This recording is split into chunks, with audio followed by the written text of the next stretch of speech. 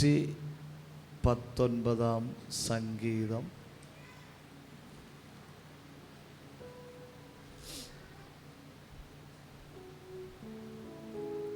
11வது வசனம்.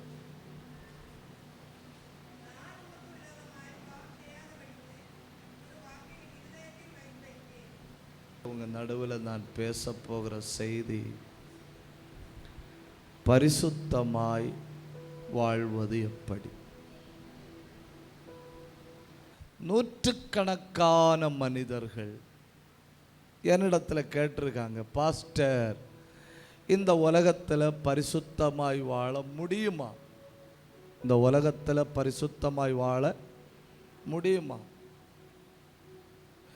நான் விழுந்துட்டேன், என்னை காப்பாற்றுங்க அப்படின்னு சொல்லி ஃபோன் பண்ணுவாங்க. எனக்கு பரிசுத்தமாக வாழணும்னு ஆசை உண்டு, என்னால் முடியல, எனக்கு உதவி பண்ணுங்க அப்படின்னு சொல்லுகிற மனிதர்கள் உண்டு. அதெல்லாம் என்னுடைய சிந்தனைக்குள்ள வச்சுட்டு இன்னைக்கு நாம் தியானிக்க போகிற செய்தி பரிசுத்தமாய் வாழ்வது எப்படி. நான் ஒரு 6-7 காரியங்களை சொல்லுவேன், நீங்கள் அதை எழுதி வைக்கணும். இது எழுதி வைக்கிறதுக்கு மட்டும் இல்லை, இது கண்டிப்பாக வாழ்க்கையில் நடைமுறைப்படுத்தணும். பரிசுத்தமாய் வாழ்வது எப்படி என்கிற கேள்விக்கு ரொம்ப எளிய ஒரு பதில், ரொம்ப எளியது. இதை விட எளிய பதில் உண்டான்னு எனக்கு தெரியல. ரொம்ப எளிய ஒரு பதில். ஆதியாகமம் 39ஆம் அதிகாரத்தில் சொல்லியிருக்கு. ரொம்ப எளிய, எந்த மனுஷனும் புரிந்து கொள்ள முடியும் அப்படின்னு மட்டும் இல்லை, எந்த மனுஷனும் பின்பற்ற முடியும், எந்த மனுஷனும் வாழ முடியும் அப்படிங்கிற ஒரு பதில். பாருங்க, ஆதியாகமம் 39:9.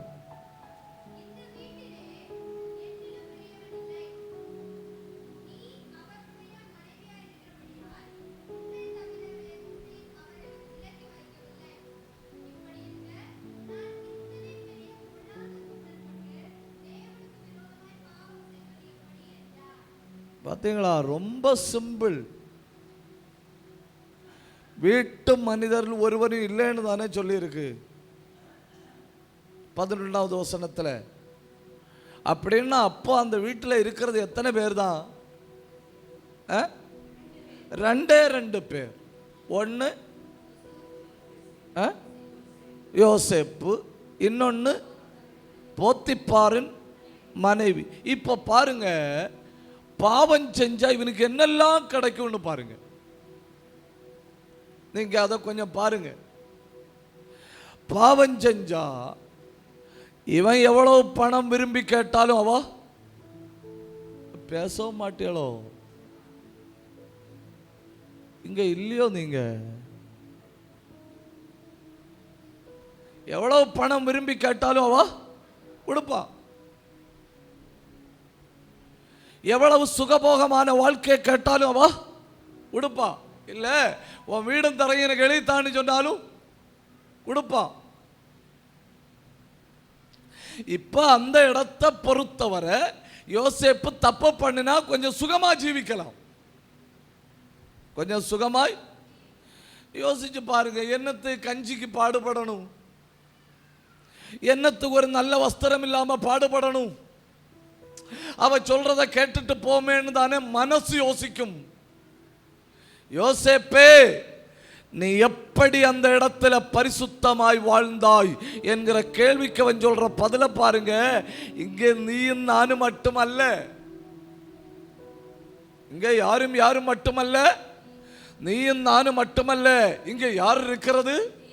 தேவன்.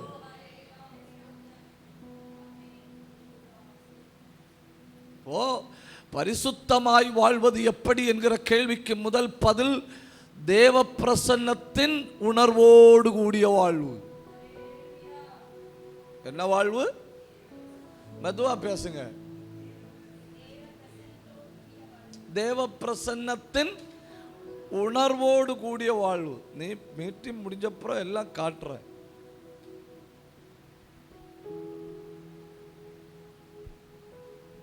அல்லேலூயா சொல்லுங்க. நான் வேலை செய்கிற இடத்துல எந்த மனுஷனும் இல்லாம இருக்கலாம். நான் கிச்சன்ல நிற்கும்போது யாரும் இல்லாம இருக்கலாம். நான் வண்டி ஓட்டும்போது யாரும் இல்லாம இருக்கலாம்.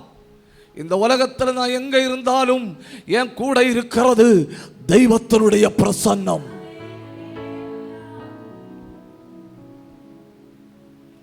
இப்ப போத்திபாருடைய மனைவி சொல்றதை கேட்டு பாவம் செஞ்சா பணம் கிடைக்கும், சொத்து கிடைக்கும், சுகம் கிடைக்கும். ஆனா என்ன நடக்கும் தெரியுமா? தேவ பிரசன்னம் விலகும். எது விலகும்? தேவ பிரசன்னம் விலகும். பாட்டு பாடுறேன், தேவனை அனுபவிக்க முடியல. துதிச்சு பார்க்கிறேன், தேவனை அனுபவிக்க முடியல. முழங்கால நின்று கதறி ஜெபம் பண்ணி பார்க்கிறேன், தேவனை அனுபவிக்க முடியல. ஏன் தேவனை அனுபவிக்க முடியல? தேவ பிரசன்னம் என்னை விட்டு விலகிவிட்டது. எல்லாம் இருந்து தேவ பிரசன்னம் இல்லைன்னா இந்த உலகத்தில் வாழ்வது கடினம். அதே நேரத்தில் ஒன்றும் இல்லைன்னாலும் தேவ பிரசன்னம் இருந்தா வாழ முடியும். கை தட்டி ஆண்டவரை உயர்த்தணும். ஒன்றும் இல்லைன்னாலும்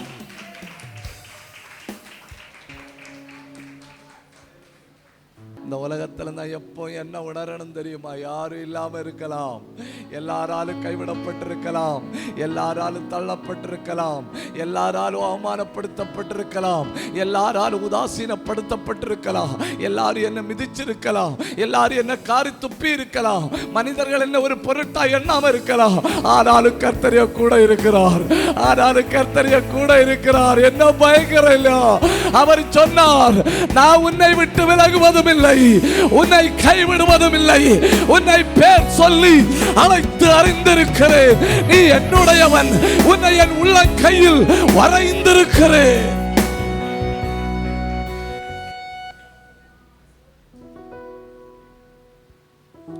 பரிசுத்தமாய் வாழ்வதற்கு முதல் எளிய வழி என்ன?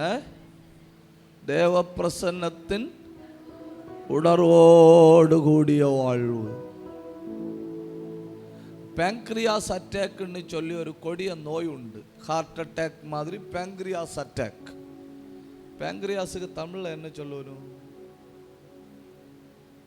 கணையம். அந்த நோய் அவ்வளவு எளிதா வராது. அந்த நோய் அவ்வளவு எளிதா வராது. அது ரொம்ப ரேரான ஒரு நோய்.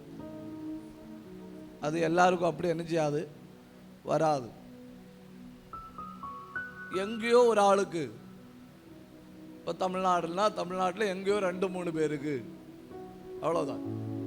அதனால் அந்த நோயை பற்றி ரொம்ப பேர் என்ன செய்ய மாட்டாங்க, படிக்க மாட்டாங்க.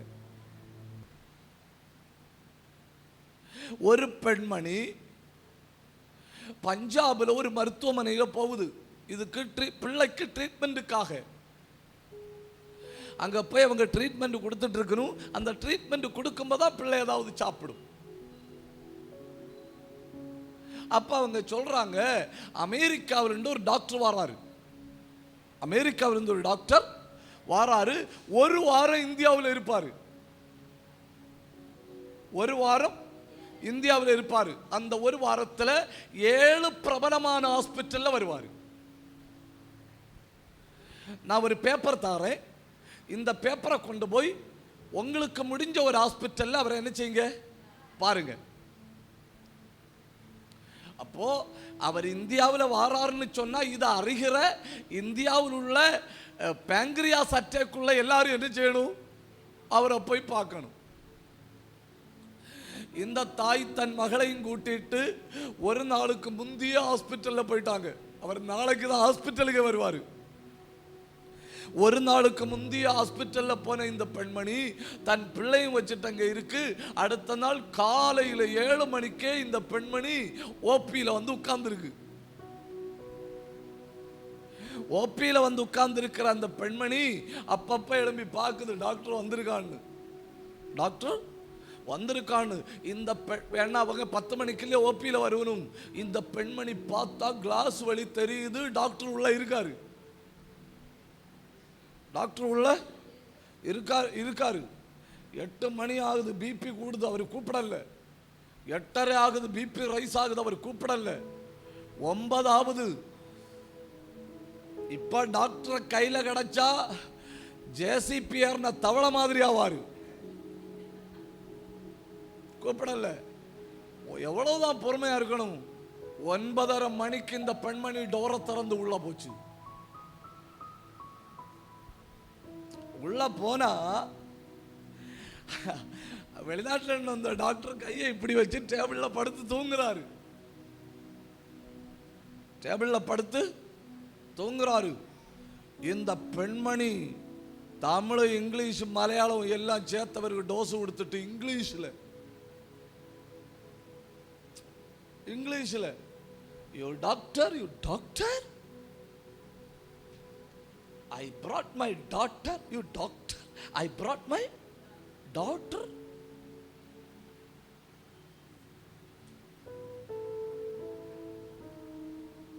இங்க வரலன்னா ஓகே, வந்தீங்க இல்லையா? நாங்க நேற்றுக்கே வந்தோம். மொத்த இங்கிலீஷ்ல பொரிச்சு தட்டி இருப்போம். டாக்டர் மதுவா டேபிள் அண்டு தலையை தூக்கினாரு. தலையை தூக்குனா இவங்களுக்கு பேங்க்ரியாஸ் அட்டாக் ஆகும் பிரச்சனை. டாக்டருக்கு அதை விட பெரிய பிரச்சனை. அவரே கண்ணில் இருந்து கண்ணீரா வருது. வந்த டாக்டர் டேபிள்ல உட்கார்ந்து தூங்கல, குனிஞ்சு உட்கார்ந்து அழுதுட்டு இருக்காரு. உடனே இந்த பெண்மணிக்கு டூனு மாறிச்சு இல்லையா? ஐ ஆம் basically fundamentally extremely sorry doctor. I didn't no even you to have problem. உங்களுக்கு இவ்வளவு பெரிய பிரச்சனை இருக்குன்னு எனக்கு தெரியாது. என்ன மனப்பூர்வம் மன்னிச்சுக்கிடுங்க. ஏன் அழுறீங்க டாக்டர்? ஒரு சொல்றாரு, இந்த சப்ஜெக்ட் நான் தான் படிச்சிருக்கேன், ஆனால் எனக்கு இந்த சப்ஜெக்ட் 100% தெரியாது. இதை படிச்சிருக்க டாக்டர் யாரு? நான் தான். ஆனா இந்த சப்ஜெக்ட் எனக்கு 100% தெரியாது. உலகத்தின் பல நாடுகளிலிருந்து என்னை தேடி வருகிறவர்கள் விடுதலையை நம்பிதான் வராங்க. ஆனா இந்த சப்ஜெக்டில் மொத்தம் தெரிஞ்ச ஒரு ஆளை எனக்கு தெரியும். நான் கண்ணீரோடு அவர்கிட்ட உதவி கேட்டுக்கொண்டிருந்தேன்.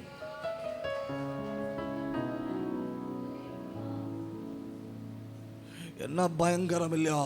மருத்துவமனையின் கேஷுவாலிட்டியில் இருக்கிற டேபிளுக்கு எதிர்பக்கத்தில் இருக்கிற சேர்ல குனிஞ்சு உட்கார்ந்து தேவ பிரசன்னத்தை அனுபவிக்க முடியுது. ஹல்லேலூயா! புரிஞ்சவங்க வாயை திறக்கணும். தேவ பிரசன்னத்தை அனுபவிப்பதற்கு நெருக்கடி பிரச்சனை இல்லை, மனிதர்கள் பிரச்சனை இல்லை, இடம் பிரச்சனை இல்லை, போராட்டங்கள் பிரச்சனை இல்லை. இருக்கிற இடத்துல தேவ பிரசன்னத்தை அனுபவிக்க எதுவும் பிரச்சனை இல்லை.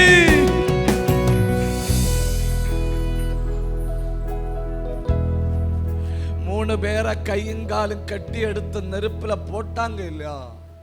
போட்டாங்களா பாப்பா? போட்டாங்க இல்லையா? அந்த 3 பேரும் உள்ள விழுந்தப்பதான் அரசனுக்கு தெரியுது 4வது ஒரு ஆள் உள்ள வந்திருக்கிறார். 4வது ஒரு ஆள் உள்ள வந்திருக்கிறார்னு சொல்லும்போது எனக்கு ஒரு சந்தேகம் மேடம். இப்ப 4வது ஆள் உள்ள வரக்கு முன்னே உள்ள விழுந்தாங்க இல்லை இவங்க தலைமுடியெல்லாம் என்ன செய்யணும்? கருகணும். ஏன்னா 4வது ஆள் வரணும் இல்லையா? ஆனா தூக்கி எடுத்தப்போ அவங்க மேல அக்னியின் வாசனை இல்லை, தலைமுடி கருகவில்லை, உடுத்திருந்த வஸ்திரத்துக்கு கூட டேமேஜ் வரவில்லை. அப்பதான் எனக்கு புரியுது, அவர் நெருப்புக்குள்ள வந்தது 4வது அல்ல, அவர் நெருப்புக்குள்ள வந்தது 1வது. ஏய் புரிஞ்சா கைதாட்டணும். நீ பிரச்சனைக்குள்ள போனது 2வது, அவர் 1வது.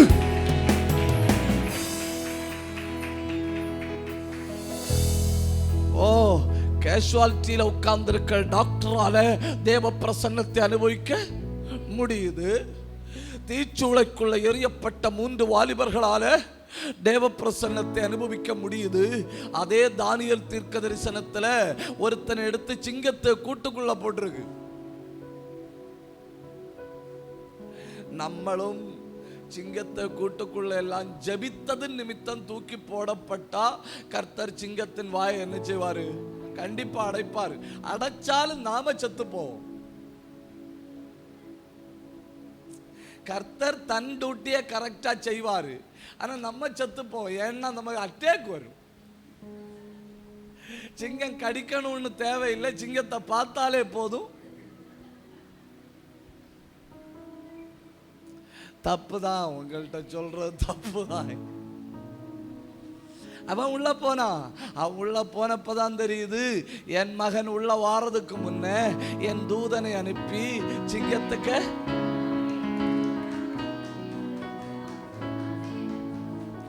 அப்போ சிங்கத்தின் கபிக்குள்ள தேவ பிரசன்னத்தை அனுபவிக்க முடியுது, நெருப்புக்குள்ள தேவ பிரசன்னத்தை அனுபவிக்க முடியுது, வேலை செய்கிற இடத்துல தேவ பிரசன்னத்தை அனுபவிக்க முடியுது.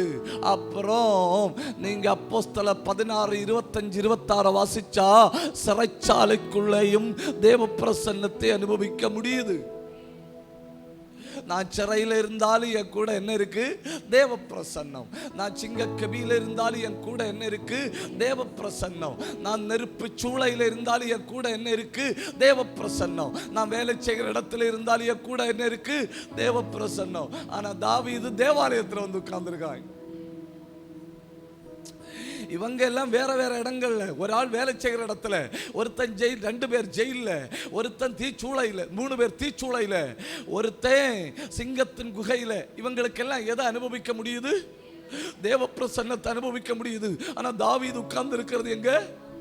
ஆலயத்துக்குள்ள உட்கார்ந்து இருக்கிற தாவீது சொல்றான், எனக்கு உம்முடைய பிரசன்னத்தை அனுபவிக்க முடியல. புரியுதா சகோதரிகளே, புரியுதா சகோதரர்களே? தேவ பிரசன்னத்தை அனுபவிக்க முடியாத இடத்துல எல்லாம் என்ன இருக்கு? தேவ பிரசன்னம் இருக்கு.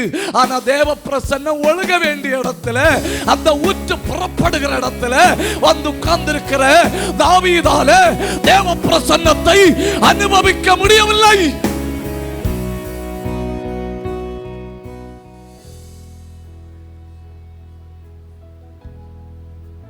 ஆலயத்தில் வாரதே, உம்மை கண்டேன், உமது மகிமையை கண்டேன், உமது கிருபையை கண்டேன், உமது பிரசன்னத்தை அனுபவித்தேன். ஆனா அவனால் என்ன செய்ய முடியல? அனுபவிக்க முடியல. பாவம் செய்கிறவன் முதல்ல அவனுக்கு உண்டாகிற இழப்பு தேவ பிரசன்னத்தை இழக்கிறான். இங்கிலீஷ்ல சொல்லணுமோ, we do lose the overflowing presence of God when we commit sin.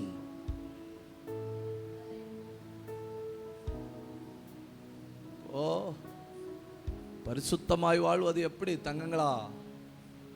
தேவ பிரசன்னத்தின் உணர்வோடு கூடிய வாழ்வு. இந்த உலகத்தில் நான் எங்க இருந்தாலும் என்னை சுற்றி கர்த்தருடைய மகிமை. நல்ல கை தட்டணும், நல்ல கை தட்டணும், நல்ல சத்தம் உயர்த்தணும், நல்ல வாயை திறக்கணும். இந்த பூமியில நான் எங்க இருந்தாலும் என்னை சுற்றி தேவனுடைய பிரசன்னம், அந்த உணர்வு என்னை பரிசுத்தமாய் வாழ வைக்கிறது.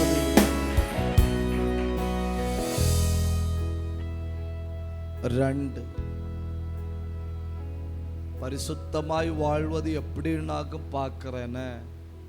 2, பாவம் செய்யத்தக்க சூழ்நிலையை விட்டு வெளியே வரணும்.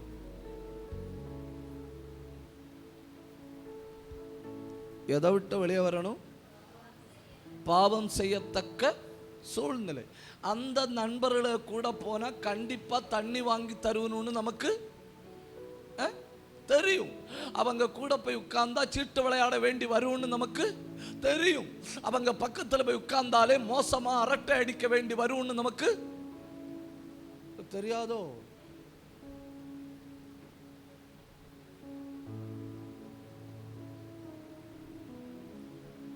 சில இடங்கள்ல போனா நம்ம தண்ணி அடிக்க வேண்டி வருது. நீங்க இல்ல, இந்த பக்கம் என்ன பேசணுமோ? சில இடங்கள்ல போனா நம்ம தண்ணி அடிக்க வேண்டி வருது. சில இடங்கள்ல போனா கெட்ட வார்த்தை பேச வேண்டி வருது. சில இடங்களில் போனால் தேவையில்லாமல் மற்றவங்களை பற்றி சொல்ல வேண்டி வரும். சில ஆட்கள் நம்மள்கிட்ட பேச தொடங்கும் போது மற்றவங்களை பற்றி பேசுவாங்கன்னு நமக்கு என்ன செய்யும் தெரியும். பாவம் பெருகிறதே எதனால்தான்? வார்த்தையினால். பாவத்தை பெருக்குவது எது? வார்த்தை. அப்ப எங்க போனா குறை சொல்ல வேண்டி வரும்னு நமக்கு தெரியுது. எங்க போனா சீட்டு விளையாட வாய்ப்புன்னு நமக்கு தெரியுது. எங்க போனா மதுபானம் பண்ண வாய்ப்புன்னு நமக்கு தெரியுது. அந்த பாவம் செய்ய வேண்டிய சூழ்நிலை இருக்கு இல்லையா, அந்த சூழ்நிலையை விட்டு வெளியே வரணும்.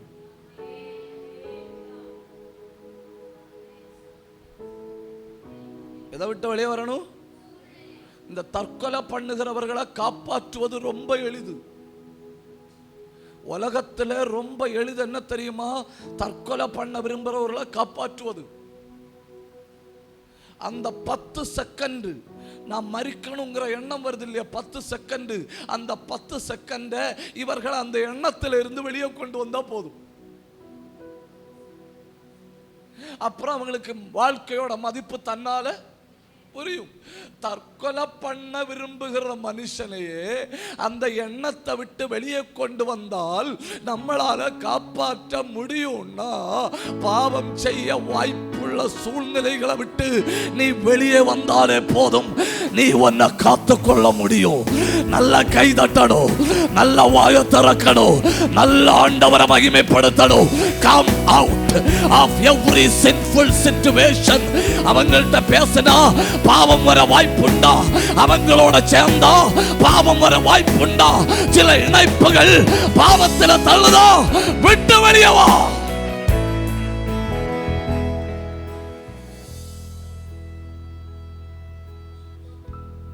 எல்லாத்துக்குமே ஒரு சூழ்நிலை, ஒரு கம்பெனி தேவைப்படுது. இப்போ கஞ்சா அடிக்கிற ஆட்களை அரெஸ்ட் பண்ணும்போ ஒரு ஆளுக்கு பேர் வராது, எப்படி ஒரு 5 பேருக்கு பேர் வரும். அப்ப அவங்க ஒரு கேங்கு. அந்த கேங்ல மாட்டினா, அந்த கேங்ல மாட்டினால் என்ன செய்ய வைப்பணும்? தப்பு பண்ண வைப்பணும். அந்த நண்பரோட சேர்ந்தா தப்பு நடக்க வாய்ப்புண்டு. சில ஆட்களை கூட சேர்ந்தா நம்மளும் தெரியாம கோல் சொல்லி போவோம்.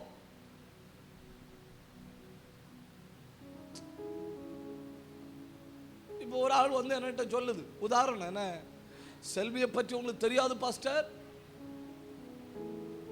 யாரை பற்றி? செல்வியை பற்றி உங்களுக்கு தெரியாது பாஸ்டர். ஆட்டம் பாம்பாகும், எப்போ வெடிச்சு சதறோம்னு தெரியாது. அப்படியா சிஸ்டர்? அப்படியா சிஸ்டர்? ஏன் முறைக்கிறீர்கள்?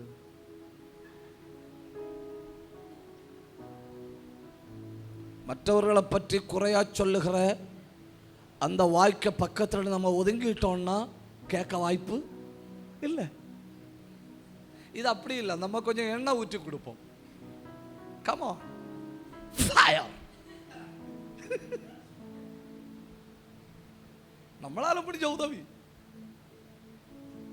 நம்மளால 2 குடும்பம் எரியுதுன்னா எரியட்டு.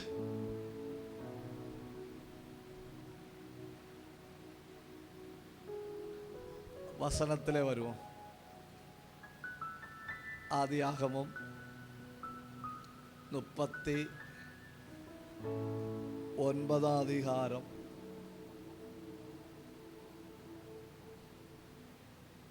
13வது வசனம்.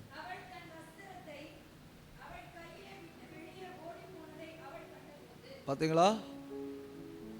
பரிசுத்தமாய் வாழ்வது எப்படி? 1, தேவ பிரசன்னத்தின் உணர்வோட வாழணும். 2, பாவம் செய்ய வாய்ப்புள்ள சூழ்நிலையிலிருந்து விலகி இருக்கணும்.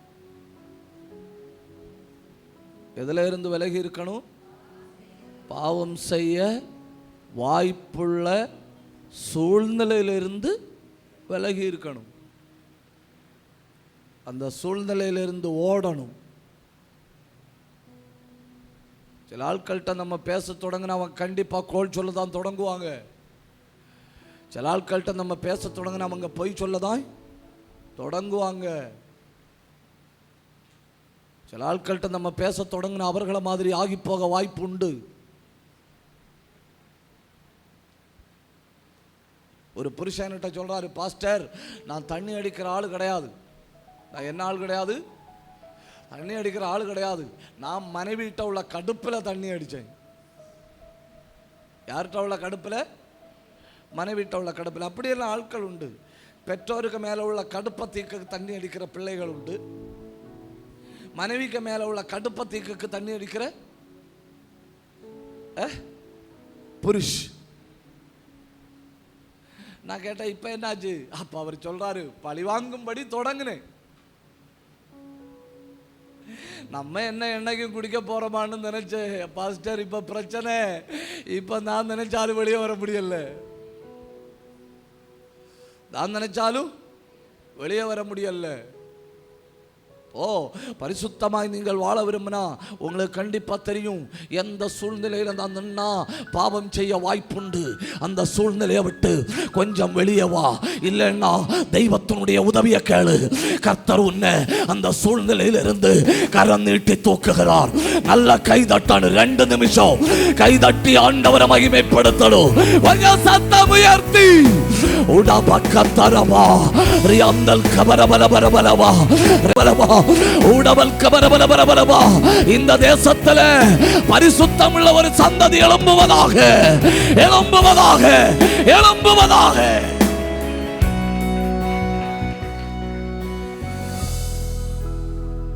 பரிசுத்தமாய் வாழ்வது எப்படி என்கிற கேள்விக்கு 3வது பதில். 1வது பதில், தேவ பிரசன்னத்தின் உணர்வோடு கூடிய வாழ்வு.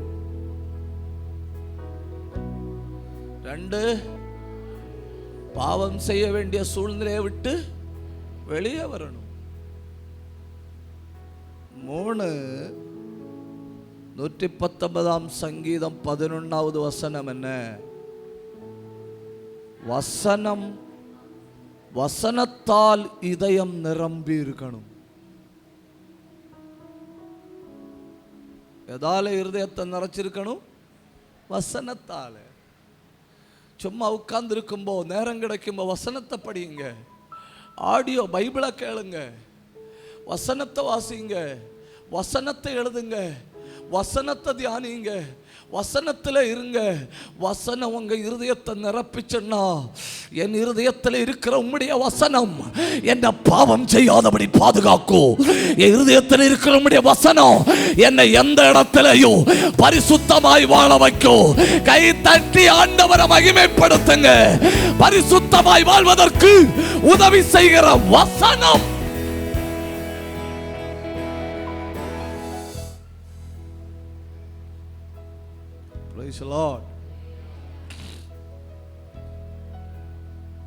ஒரு சகோதரருக்கு ஆர்மியில் வேலை கிடைச்சு. ஆர்மியில் வேலை கிடைச்ச உடனே அவர் பிளான் பண்ணுறாரு, நான் ஆர்மியில் ஜாயின் பண்ணும்போ 3 நாள் கன்வென்ஷன் வச்சுட்டு தான் போவேன். 3 நாள் கன்வென்ஷன். கர்த்தருடைய கிருபையினால அந்த கன்வென்ஷனில் தான் போய் பிரசங்கம் பண்ணுறேன். பிரசங்கம் பண்ணும்போது நான் 3 நாளும் சொல்கிறேன், நீங்கள் அசாமில் இருக்கலாம், பீகாரில் இருக்கலாம், பஞ்சாபில் இருக்கலாம், அருணாச்சல் பிரதேசத்தில் இருக்கலாம், காஷ்மீரில் இருக்கலாம், உலகத்தின் இந்தியாவின் எந்த எல்லையில் இருந்தாலும் வசனம் உங்கள் வாழ்க்கையை விட்டு மாறக்கூடாது. அவர் ஞாயிற்றுக்கிழமை ராத்திரி கன்வென்ஷனில் எழுப்பி சாட்சி சொல்கிறாரு. 3 நாள் கூட்டம், 2 நாள் கூட்டத்தில் நான் கவனிச்சுட்டு இருக்கிறேன். வசனத்தை எப்போ என் வாழ்க்கையில் வச்சு வாழ்வேன் அப்படின்னு தீர்மானம் பண்ணிட்டு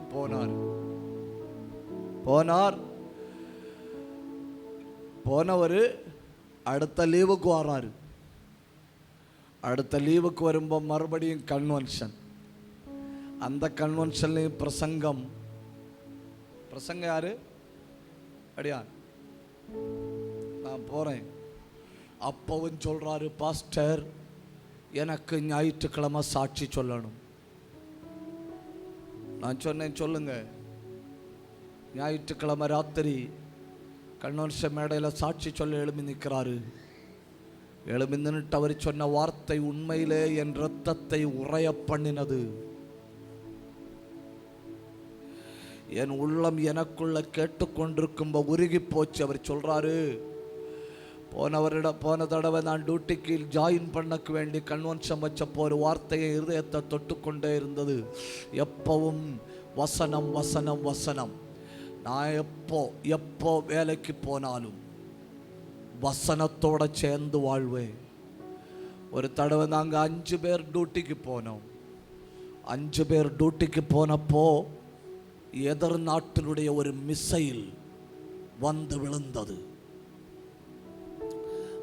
விழுந்து அந்த மிசைல் பீஸா தெரிச்சு என் பக்கத்தில் நின்ன 4 பேரும் செத்து போனார்கள். அப்படின்னு சொல்லிட்டு ஒரு பொருளை எடுத்து டேபிளில் வச்சாரு. அது இவ்வளவு சைஸ் இருக்கும், என்ன ஒரு காங்கிரீட்டினுடைய பீஸு. நான் நினைக்கிறேன் அது அந்த மிசைலில் உள்ள பார்ட்டு, ஒரு துண்டு எடுத்து வச்சுட்டு சொன்னாரு, இந்த பீஸு எனக்கு இந்த பக்கத்தில் வந்து குத்துச்சு. எங்க வந்து குத்துச்சு?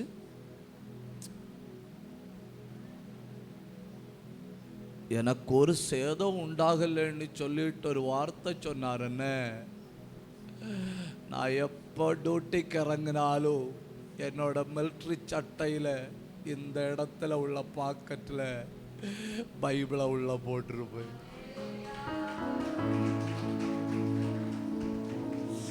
தப்புதான், அவங்கள்ட்ட சொன்னது தப்புதான்.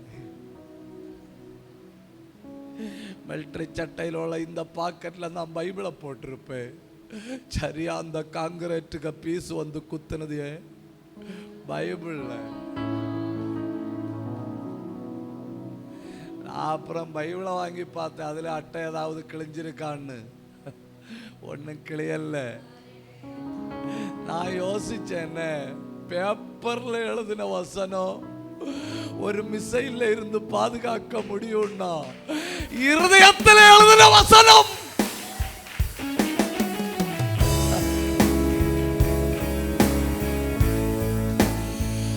தேவையில்லாத பிரச்சனைகளை யோசிச்சு உங்க இருதயத்தை நிரப்பாதுங்க.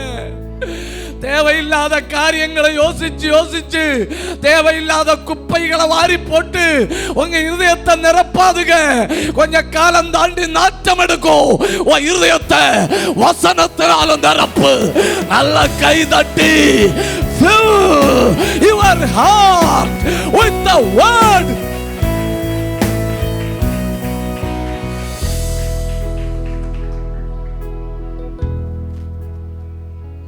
வசனத்தை உள்ளத்துல வைங்க. எனக்கு தெரிஞ்ச ஒரு சகோதரி, அவளை 2 ஆண் பிள்ளைகள், நல்ல பரிசுத்தம் உள்ள பயபக்தி உள்ள கிருபை உள்ள ஒரு சகோதரி. சில நேரம் சில மனிதர்கள் எப்படிப்பட்டவர்கள்னு நம்ம ஒரு பிரச்சனைக்குள்ள போகும்போதானே தெரியும். எனக்கு வாழ்க்கையில் ஒரு பெரிய பிரச்சனை. நான் அந்த பிரச்சனையோடு 19 மாதங்கள் போராடுறேன். 19 மாதங்கள்.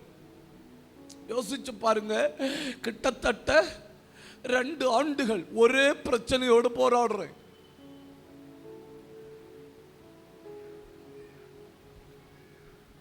நான் ராத்திரி தூங்க மாட்டேன். நான் ராத்திரி தூங்கக்கு படுத்துட்டு மெதுவா எழுப்பி நடந்து ஜெபம் பண்ணிட்டே இருப்பேன். எனக்கு என்ன பிரச்சனை தெரியுமா? உங்களுக்கு திவான் கோட்டு தெரியுமா? திவான் கோட்டு, திவான் கோட்டு தெரிஞ்சவங்க கை தூக்குங்க. அதுல படுத்துட்டு கவனிங்க, அதுல படுத்துட்டு இந்த இடம் இருக்குல்ல, இந்த இடம் அந்த வளைஞ்சிருக்கிற பகுதியில் கரெக்டா வச்சா மட்டும் எனக்கு இந்த இடம் வலிக்காம இருக்கும். புரிஞ்சில்லையா?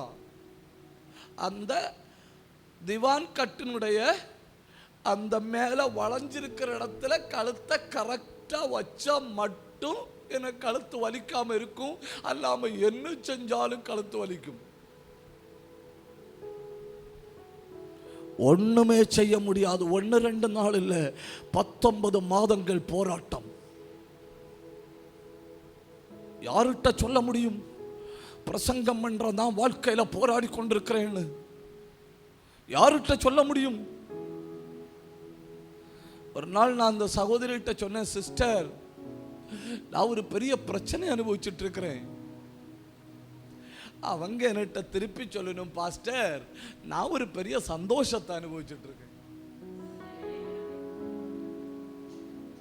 You understand my English? நான் என்ன அனுபவிச்சுட்டு இருக்கிறேன்? மிகப்பெரிய பிரச்சனை. அவங்க என்ன அனுபவிச்சுட்டு இருக்கணும்? மிகப்பெரிய சந்தோஷம். அவங்க சொல்லணும், எனக்கு 2 ஆண் பிள்ளைகள், என் பிள்ளைகளுக்கு கொடுக்க ஒரு சொத்தும் என்கிட்ட இல்லை. என் பிள்ளைகளுக்கு கொடுக்க ஒரு சொத்தும் என்கிட்ட இல்லை. அதனால நான் என்ன பண்றேன்னா, என் மூத்த மகனுக்கு என் கையால ஒரு பைபிள் எழுதி கொடுக்கிறேன். என் மூத்த மகனுக்கு என் கையால் ஒரு பைபிள் எழுதி கொடுக்கிறேன். அதை எழுதி அவனுக்கு கொடுத்த பிறகு நான் 2வது மகனுக்கும் கையால பைபிள் எழுதி கொடுக்க போறேன். தப்புதான், உங்கள்கிட்ட சொன்ன தப்புதான். உலகத்தின் மிகப்பெரிய சொத்து, உலகத்துல மிகப்பெரிய சொத்து, இதுக்கு இணையான ஒண்ணு உலகத்துல இல்ல. இது இருந்தா நீ எங்கேயும் வாழலாம்.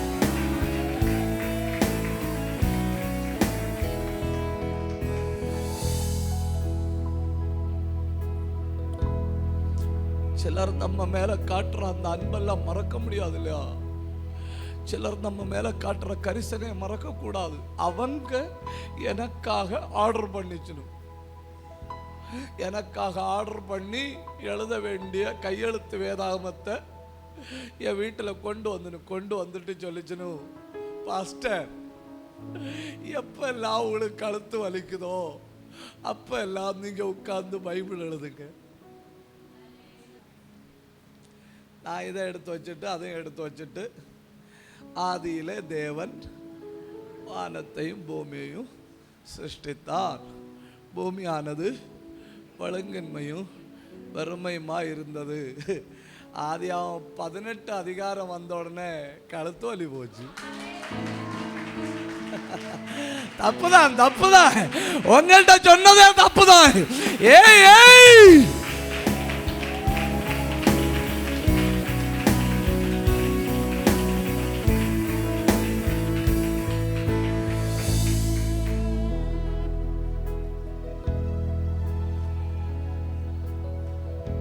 ஸ்கேனிங் ரிப்போர்ட் என் கையில இருக்கு. இந்த பிரச்சனை இருக்கும்போ இலங்கையில ஊழியத்து போனேன். இலங்கையில ஊழியத்து இப்படி நின்று பேசுவேன், கர்த்தருடைய நாமத்துக்கு மகிமை உண்டாவதுன்னு. நம்ம கழுத்து கோட்டி இருந்தாலும் கர்த்தர் அற்புதம் செய்வாரு, அது வேற.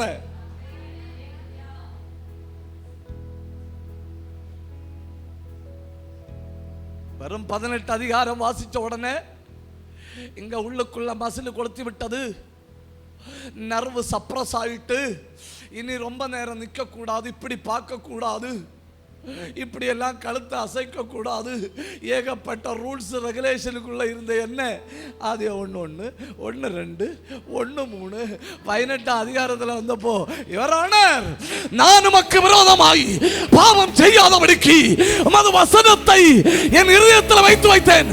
பிள்ளைக்கு இருதயத்தில் வசனத்தை வை, புருஷனுக்கு இருதயத்தில் வசனத்தை வை, மனைவிக்கு இருதயத்தில் வசனத்தை வை, வீட்டுக்குள்ள வசனத்தை வை.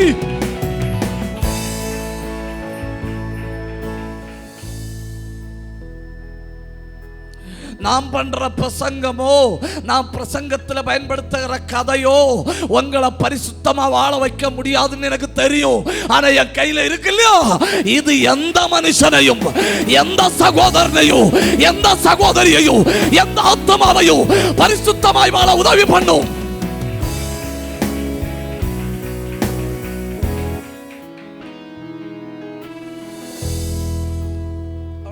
கஷ்டமாட்டா இருக்கு? பேசுங்க, கஷ்டமாட்டா இருக்கு? ஒரு நாள் காலையில் ஒரு வசனத்தை வாசிக்கணும். ஒரு வசனம், உதாரணம். கர்த்தரை நான் எப்பொழுது எனக்கு முன்பாக வைத்திருக்கிறேன். உதாரணம், அன்னைக்கு முழுக்க அந்த வசனத்திலே வாழணும். அடுத்த நாள் காலையில் ஒரு வசனத்தை வாசிக்கணும். கர்த்தர் மேல் உன் பாரத்தை வைத்து விடு. அந்த நாள் முழுக்க அந்த வசனத்திலே வாழணும். இப்படி நீங்க ஒரு மாசம் வசனத்துல பிழைக்க தொடங்குனீங்கன்னு வைங்க, வசனம் உங்களை கழுவும், வசனம் உங்களை ரட்சிக்கும், வசனம் உங்களை பரிசுத்தப்படுத்தும், வசனம் உங்களை நடத்தும். எந்த கொடிய மனுஷனையோ, எந்த கொடிய துன்மார்க்கனையோ, எந்த கொடிய பாவியையும்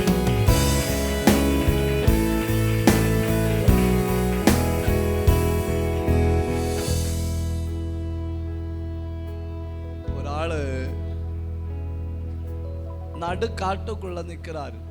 நடுக்காட்டுக்குள்ள நடைபாதை. அந்த நடைபாதையில யாராவது வந்தா இயேசுவை பற்றின டிராக்ட் கொடுக்கலாமேன்னு சொல்லி கொடுக்கிறாரு. அப்போ ஒருத்தன் வாரான். வந்த உடனே இவர் டிராக்ட் கொடுத்தாரு. டிராக்ட் கொடுத்த உடனே அவன் அந்த டிராக்டை வாங்கி கிழிச்சு போட்டுட்டு இந்த ஆளுக்கு ஒரு அடியும் கொடுத்துட்டு ஷர்ட்டை பிடிச்சு இப்படி தூக்கி இருக்கான். நான் யாருன்னு தெரியுமா? நான் யாருன்னு தெரியுமா? கிளிப்பில் தூக்கி வச்சிருக்கு. இப்ப கிளிப்பில் தூங்கி நிற்கார் இல்லையா, டிராக்ட் கொடுத்தார் இல்லையா, அவரு சொல்றாரு, நான் யாருன்னு தெரிஞ்சிருந்தா நீ 8 அடி தள்ளி நின்று இருப்பேன். உடனே அடிக்க போனவன் அவர்கிட்ட கேட்கிறான், நீ யாரு?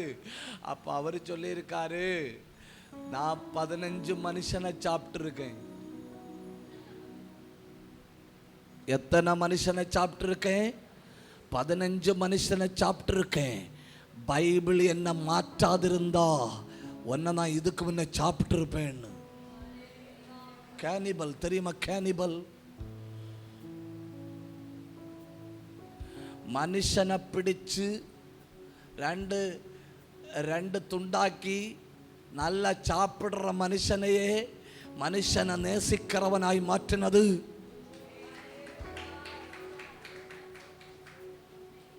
ஓ, பரிசுத்தமாய் வாழ்வது எப்படி? ஒன்று, மெதுவா பேசணும். மெதுவா பேசணும். வெளியே பயங்கர மழை, மெதுவா பேசுங்க.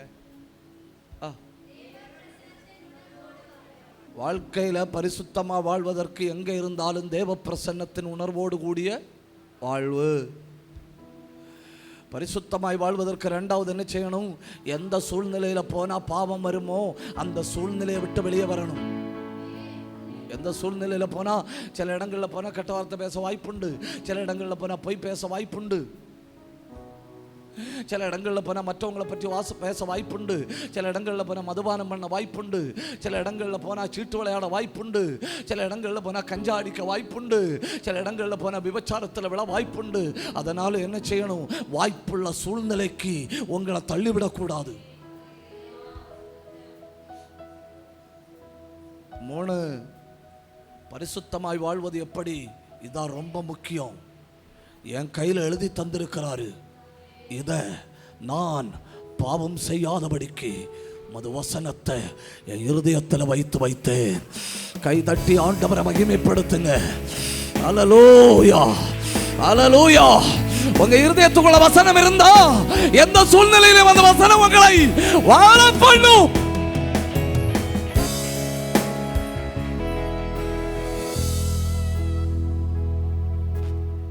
4, பரிசுத்தமாய் வாழ்வது எப்படி என்கிற கேள்விக்கு 4வது பதில், எல்லாவற்றையும் காண்கிறவர் எனக்குள்ளே வாசம் பண்ணுகிறார்.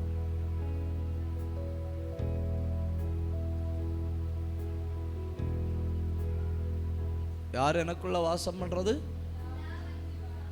மெதுவா மெதுவா பேசுங்க.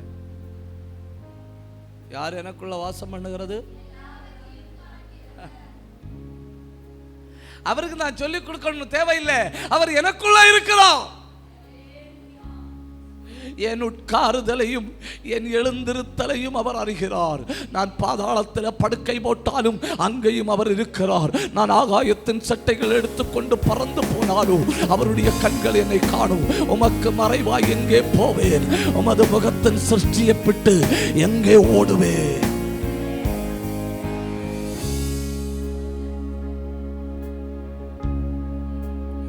வானமும் பூமியும் காண்கிறவைகளையும் காணாதவைகளையும் சகலத்தை உண்டாக்குறவர். வாசம் பண்ணும்படி தெரிஞ்செடுத்த இடம் எது தெரியுமா? அவர் வாசம் பண்ணும்படி தெரிஞ்செடுத்த இடம் உங்களுக்குள்ள. உங்களை அவர் தம்முடைய வாசஸ்தலமாய் மாற்றி இருக்கிறார். கை தட்டணும், கை தட்டணும், கை தட்டணும். வாய திறக்கணும், வாய திறக்கணும். ஆண்டவரை உயர்த்தணும். ரிபால கத்தரபா ரியந்தல் கந்தரபா உடவல் பிரௌடபரபலபா. சொல்லுங்க, எனக்குள்ளே ஆண்டவர். அவ்வளவுதான். எனக்குள்ளே ஆண்டவர். போதும் இல்லையா? எத்தனை எண்ணம் சொன்னேன்? 4 5. இதாக்கும் கொஞ்சம் கூட முக்கியம். நான் மறுபடியும் பாவத்தில் விழும் பொழுது தேவன் எனக்கு எதிராளியாய் மாறுகிறார் என்கிற உணர்வு. என்ன உணர்வு? நான் பேசி எழுதுங்க. நான் சகோதரர்கள் என்ன வந்தாலும் எழுதாதுங்க. நான் நீங்க இந்த சகோதரிகள் சர்ச்சுக்கு போகும்போது பார்த்துருக்கீங்களா? ரிக்ஷா மாதிரி புருஷனுக்கு பைபிள், அவங்க பைபிள், பிள்ளைகளுக்கு பைபிள். அவங்க ஒரு லோடு பைபிளும் கொண்டாங்க சர்ச்சில் வர்றது. வந்த பிறகு பின்னால் பார்த்துட்டே இருப்பணும் அத்தான் வந்தாரான்னு. ஏன்னா அத்தானுக்கு பைபிள்.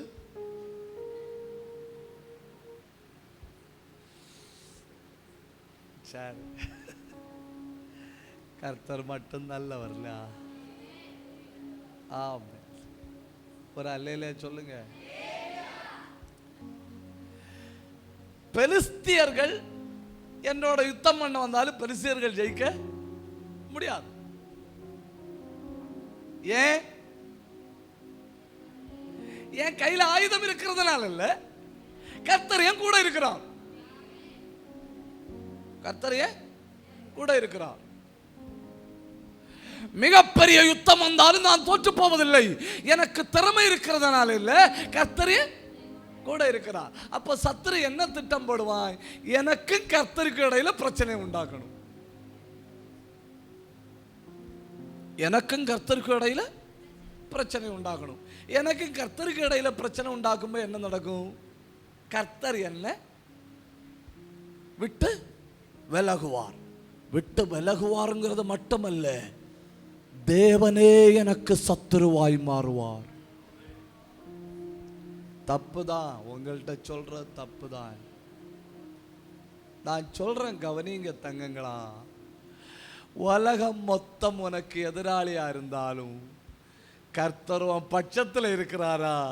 நீ பயப்பட தேவையில்லை. உனக்கு தோல்வி இல்லை, என் கூட இருக்கிறது கர்த்தர், அதனால எனக்கு தோல்வி இல்லை. அதே நேரத்தில் உலகத்துல எல்லா மனுஷர்களும் எனக்கு உதவியா இருந்து கர்த்தர் எனக்கு விரோதியா இருந்தா நீங்க பேசல. பாத்தீங்களா? நான் ஜெயிப்பனா தோற்று போவனா? 740 கோடி பேருக்கு உதவி இருக்கு எனக்கு. ஆளும் யூஸ் இல்ல. சரி, நீங்க சொன்னா கரெக்டா தான் இருக்கும். அதுல மாற்று கருத்து இருக்க வாய்ப்பு இல்லை. ஏன்னா சொந்தக்காரங்க இருக்கிறாங்க, அவங்க இருக்கிறாங்க, இவங்க இருக்கிறாங்க, அண்ணி இருக்கு, நாத்தூன் இருக்கு, எலி இருக்கு, பெருச்சாளி இருக்கு. நோ, எனக்கு கர்த்தர் இருக்கிறார். கர்த்தர் என் பட்சத்தில் இருக்கிறார். நான் அசைக்கப்படுவது இல்லைன்னு நம்புறவங்க மட்டும் கை தட்டி ஆண்டவரை உயர்த்துங்க. அவங்க மட்டும் ஒரு நிமிஷம் நல்லா கை தட்டணும், நல்லா வாதரக்கணும், நல்ல ஆவியில நிரம்பணும், நல்ல ஆண்டவரை மகிமைப்படுத்தணும். தேவன் வெறுக்கிறவைகளை மீறி மீறி செய்யாத.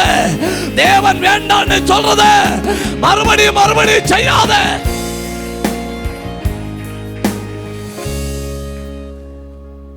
இந்த ஏசாயாவின் புஸ்தகத்தில் ஒரு வசனம் இருக்கு. அவர்கள் அவருடைய ஆவியை விசனப்படுத்தினார்கள். எதை விசனப்படுத்தினார்கள்? ஆவியை விசனப்படுத்தினார்கள். அதனால என்ன நடந்து? அவரே அவர்களுக்கு விரோதியாய் மாறினார். யாரு? கண்டுபிடிச்சிங்களா பாப்பா?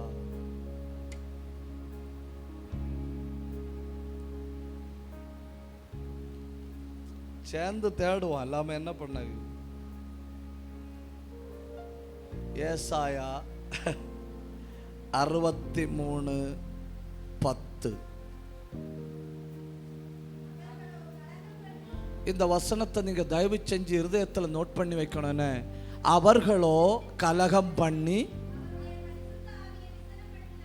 எதை விசனப்படுத்தினார்கள்?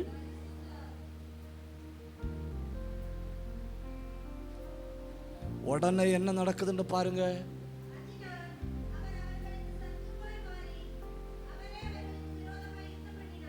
பார்த்தீங்களா? பார்த்தீங்களா? தேவன் எனக்கு சத்துருவாய் மாறினால் ஒழிய என்னை யாரும் மேற்கொள்ள முடியாது. யாரும் மேற்கொள்ள முடியாது. அப்போ தேவன் எனக்கு சத்துருவாய் மாற என்ன செய்யணுமோ அதை சாத்தா என்ன கொண்டு செய்ய வைப்பான். அவன் சொல்லுவான், நீ தைரியமா பேசு, என்ன வந்தாலும் பார்ப்போம். நீ தைரியமா அடி, என்ன வந்தாலும் பார்ப்போம். எதை நம்ம பேசினா தேவன் நம்மளை வெறுப்பாரோ, எதை நம்ம செஞ்சா தேவன் நம்மளை வெறுப்பாரோ அதை நம்மளை கொண்டு செய்ய வைப்பான் சாத்தா. அப்புறம் சத்துரு நமக்கு எதிராளியாக தேவையில்லை. யாரே எதிராளி ஆயிட்டாரு. தேவனே அவர்களுக்கு விரோதமாக எழும்பி அவர்களோடு யுத்தம் பண்ணினார். அருமை தேவ பிள்ளைகளே, சத்துருவுக்கு என்ன எல்லாம் உங்களையும் தெய்வத்தையும் பிரிக்கணும், உங்க குடும்பத்தையும் சபையையும் பிரிக்கணும், உங்க வீட்டை தேவாலயத்திலிருந்து பிரிக்கணும், உங்களை தேவ பிரசன்னத்திலிருந்து பிரிக்கணும். அதுதான் அவனுடைய நோக்கம். ஏன்னா பிரிச்சுட்டு அவன் எப்படி வேணாலும் நம்மளை அடிக்கலாம் இல்லையா? அதுக்காக நம்மளை தேவ பிரசன்னத்திலிருந்து பிரிக்கிறதுக்காக அவன் என்ன வேண்டாலும் செய்ய வைப்பான். ஆனா நீங்க புரிந்துகிடணும், நான் ஒரு எல்லையை தாண்டி பாவம் செய்யும்போ தேவனே எனக்கு விரோதியாய் மாறுகிறார். நான் ஒரு எல்லை தாண்டி தப்பு பண்ணும்போ கர்த்தரே எனக்கு விரோதியாய் மாறுகிறார். அதனால அந்த ஒரு உணர்வு என்னை ஆளுக செய்யணும், அந்த ஒரு உணர்வு என்னை வாழ வைக்கணும், அந்த ஒரு உணர்வு என்னை பரிசுத்தமா இருக்க வைக்கணும்.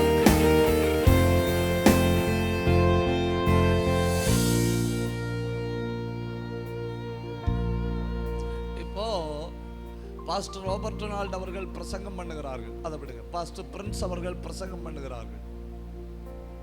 நான் நேற்றைக்கு தான் நோட்டீஸ்ல பார்த்தேன். ரெவரண்ட் பிரின்ஸ் அவர்கள் பிரசங்கம் பண்ணுகிறார்கள்.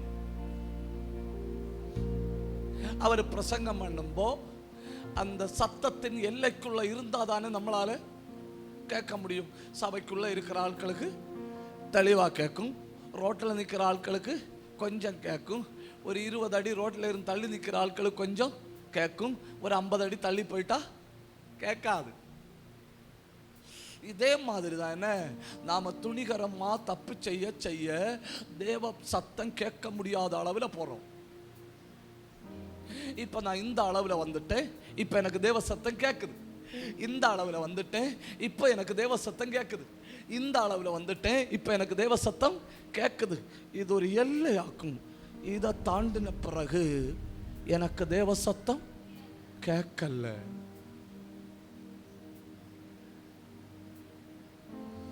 அப்படின்னா தேவன் எனக்கு நியமிச்சிருந்த எல்லை என்ன செஞ்சிட்டேன், தாண்டிட்டேன்.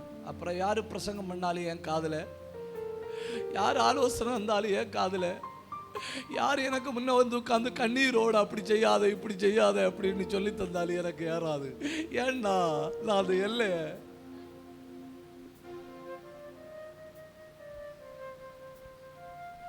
எல்லைக்குள்ள இருக்கிறது வரை எப்ப வேணாலும் திரும்ப வரலாம். எல்லைக்குள்ள இருக்கிறது வரை எப்ப வேணாலும் தேவசத்தை கேட்கலாம். எல்லைக்குள்ள இருக்கிறது வரை ஆண்டவரை மன்னி ஒன்று சொல்லலாம்.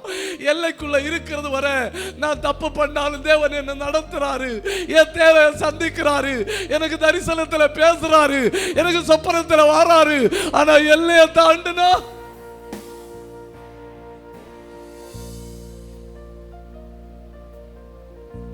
எல்லையை தாண்டிட்டா இதுல எழுதி இருக்கு இல்லையா, இதெல்லாம் வெறும் பேப்பர் போல எனக்கு தோணும். எல்லையை தாண்டிட்டா ஒரு ஆள் எனக்கு வந்து ஆலோசனை சொல்றாரு இல்லையா, நான் அவர்கிட்ட திருப்பி என்ன சொல்லுவேன் தெரியுமா, எனக்கு தெரியாத ஆலோசனையா, நான் பாடாத பாட்டா, நான் பேசாத அந்நிய பாஷையா, நான் ஜெபிக்காத ஜெபமா, என் உடனே புரிஞ்சுக்கிடணும் அந்த ஆத்மா எல்லையை தாண்டிட்டு.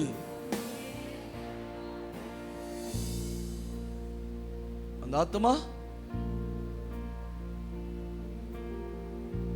எல்லைக்குள்ள இருக்கிறது வரதான் இந்த கிருபையும், இந்த பாதுகாப்பு, இந்த பாட்டும், இந்த ஜபமும், இந்த வசனமும், இந்த துதி ஆராதனையும், இந்த ஆவிக்குரிய ஆலோசனையும். அப்படி செய்யாதுங்க சிஸ்டர், அப்படி செய்யாதுங்க பிரதர், தண்ணி அடிக்காதுங்க சகோதரா, வீட்டுல பிரச்சனை பண்ணாதுங்க சகோதரா, தங்கம், அப்பா அம்மா சொல்றத கேட்டு நட, தேவையில்லாத நண்பர்கள் கூட பழகாத, இப்படி உள்ள ஆலோசனை எல்லாம் எல்லைக்குள்ள இருக்கிறது வரதான்.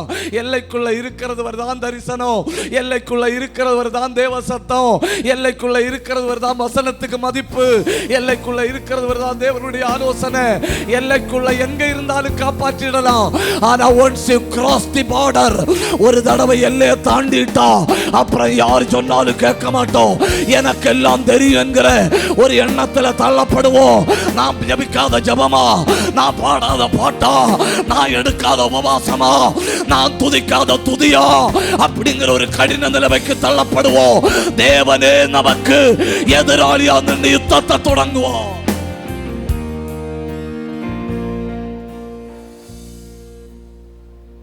தப்புதான். நான் முடிக்கிறேன். உங்க முகங்களை பார்த்தா பாவமா இருக்கு.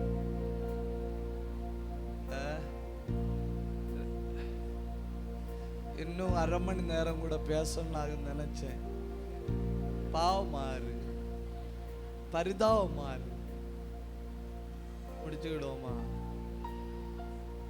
சொல்லுங்க. பரிசுத்தமாய் வாழ்வது எப்படி? 1, எல்லா நேரத்திலையும் தேவ பிரசன்னத்தின் உணர்வோடு நான் வாழ்றேன். யார் என்ன சொன்னாலும் பரவாயில்லை, நான் பணத்தை இழந்தாலும் பரவாயில்லை, அறிவை இழந்தாலும் பரவாயில்லை, நான் தேவ பிரசன்னத்தை மட்டும் இழக்கவே விரும்பல.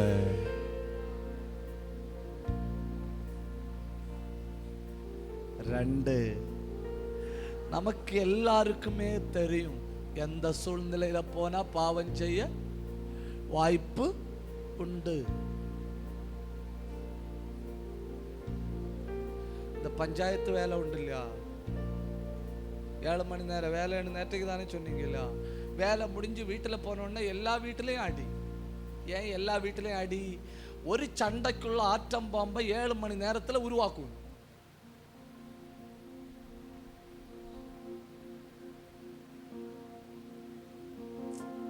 புரியலையோ? ஒரு சண்டைக்குள்ள ஆட்டம் பாம்பை 7 மணி நேரத்தில் உருவாக்கணும். அவங்க பஞ்சாயத்து வேலை என்ன, அவன் மற்றவளை கொண்டு போனானா, அப்படியா, இன்னாருக்க முக ஒளிச்சு ஓடுனாளா, அப்படியா. பரிதாபமாட்டு மிச்சர் மாதிரி கொஞ்சம் மண் எடுத்து டீ குடிக்கும் சாப்பிடுவோம் இல்லை மிச்சரு, அந்த மாதிரி கொஞ்சம் மண் எடுத்து, அதுக்கு பேர் என்ன, சாந்து சட்டியில போட்டு இந்த பிரெக்னன்ட் லேடி சுமக்கிற மாதிரி நமக்கு பார்த்தா பாவம் தோணும். நமக்கு தூரண்டு பார்த்தா என்ன தோணும் தெரியுமா? ஒரு சட்டு நிறைய மண் இருக்குன்னு தோணும். பக்கத்துல போய் பார்த்தப்பதான் தெரியும், ஓ மிக்சர்.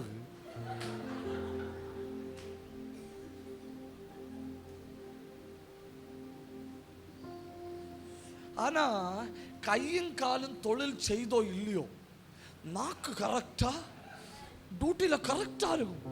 அன்னைக்கு ராத்திரி தேசத்துல அடி உரப்பு.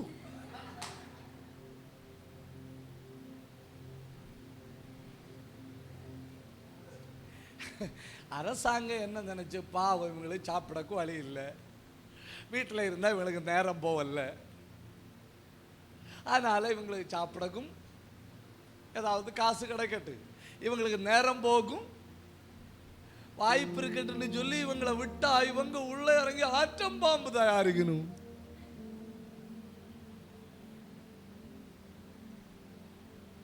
நீங்க இந்த ஓட்டு கேட்க போற ஆட்கள் எங்க போய் ஓட்டு கேட்கணும்னு பார்த்திருக்கீங்களா? பஞ்சாயத்து வேலைக்காரர்கிட்ட போய் ஓட்டு கேட்கணும். நாட்டே அங்கதான் நடத்தணும்.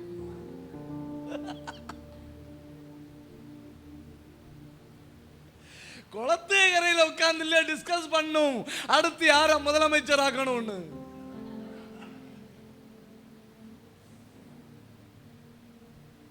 அப்ப நமக்கு தெரியும், சில சூழ்நிலையில போனா நானும் அவங்களோட சேர்ந்து பேச வேண்டி வரும். மேடம், கல்யாணத்துக்கு கூப்பிட கல்யாண நோட்டீஸை கொடுக்கிறவனே 2 கெட்ட வார்த்தை பேசிட்டாங்க கொடுக்கிறாங்க. ஏன்? அவன் பிறந்தது கெட்ட வார்த்தையில, அவன் சாப்பிடும்ப கேட்காது கெட்ட வார்த்தை, அவன் கல்யாணத்துக்கு கூப்பிடறனாலும் என்ன சொல்லி தான் கூப்பிடுறான், 2 கெட்ட வார்த்தை பேசிட்டு தான்.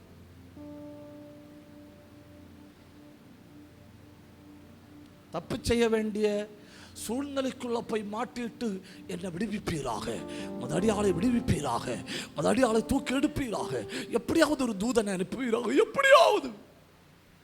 நோ, அந்த சூழ்நிலையை விட்டு விலகணும். 3,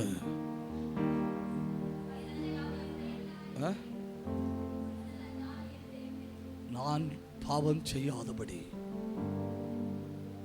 உம்முடைய வசனத்தை என் இருதயத்தில் வைத்து 4, நான் உண்மையில் ஒரு சுமையை சுமந்துட்டு இருக்கிறேன். எனக்குள்ள எந்நேரம் இருக்கிற ஒரு சுமை யார் தெரியுமா? கர்த்தரை நான் சுமக்கிறேன். நான் யாரை சுமக்கிறேன்? தேவையில்லாத குப்பைகளை ஒண்ணு நான் சுமக்கிறது இல்லை, தேவையில்லாத கவலைகளை ஒண்ணு நான் சுமக்கிறது இல்லை, நான் சுமக்கிறது கர்த்தரை. அந்த உணர்வு என்ன? எனக்குள்ள இருக்கிறாரு, என் வீட்டில் இருக்கிறாரு, நான் போகிற இடத்துல இருக்கிறாரு, எனக்குள்ள வாசம் பண்றாரு. அப்புறம் 5,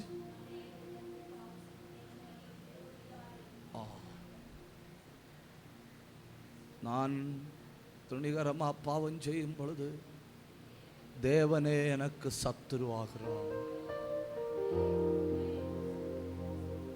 அவர் உதவி செய்ய முடியாதுன்னு இல்ல, ஒரு எல்லை வச்சிருக்கு. there is a boundary. அவர் என்ன காப்பாற்ற முடியாதுன்னு இல்ல, ஒரு எல்லை வச்சிருக்கு. நான் ரொம்ப துணியும் போது நான் எங்க போயிடுறேன்?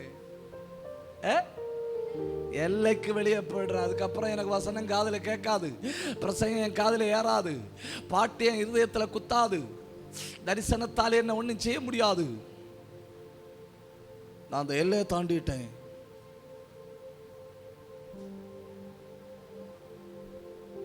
நாம 2 நிமிஷம் ஜபிக்க போறேன்னு, நாம என்னத்துக்கு ஜபிக்க போறோம் தெரியுமா?